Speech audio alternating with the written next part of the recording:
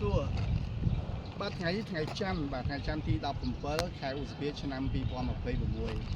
ឡូវនេះខ្ញុំបានចូលនៅកន្លែងមជ្ឈមណ្ឌលកម្សាន្តមួយដែលស្ថិតនៅក្នុងស្រុកអាំងយ៉ាងបាទខេត្តអាំងយ៉ាងមិនមែនស្រុកទេខេត្តអាំងយ៉ាងដែលជាប់ព្រំប្រទល់ជាមួយនៅប្រទេសកម្ពុជាយើងគឺខេត្តតាកែវបាទយើងចូលតាមច្រកព្រំដែនស្រុកគិរីវង្សខេត្តតាកែវបាទហើយយើងនេះខ្ញុំនឹងឡើងទៅលើខាងលើគេថាមានខ្សែរ៉តបាទខ្សែរ៉តដែលយើងជិះពីភ្នំមួយទៅភ្នំមួយបាទហើយលើនេះក៏មានរូបសំណាកលោកតាកប៉ោងដែលជាថាជាព្រះមិនដឹងជាស្អីមិនដឹងទេខ្ញុំមិនដឹងទេប៉ុន្តែគាត់ថាបងប្អូនប្រជាជនវៀតណាមនិង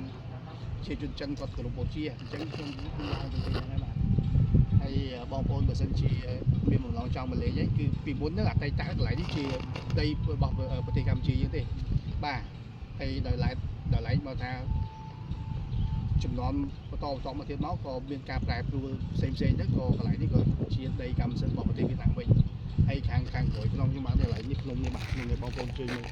ភ្នំនេះគេហៅថាភ្នំលោកយាយទូក្អមបាទភ្នំលោកយាយទូក្អមបាទខ្ញុំដឹងនេះគឺដឹងតាមរយៈបងប្អូនវៀតណាមដែរទេដែលគាត់ប្រាប់ខ្ញុំតែមិនដឹងថាខាងវៀតណាមគេហៅអីទេណាបាទតែគាត់ថាខាងខ្មែរយើង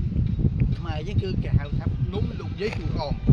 បាទអញ្ចឹងបងប្អូនអរគ្នាតាមដំណើរកំសាន្តកប៉ិចកប៉ុករបស់ខ្ញុំទាំងអស់គ្នាបាទសូមអរគុណបងប្អូនអរគុណបាយបាយ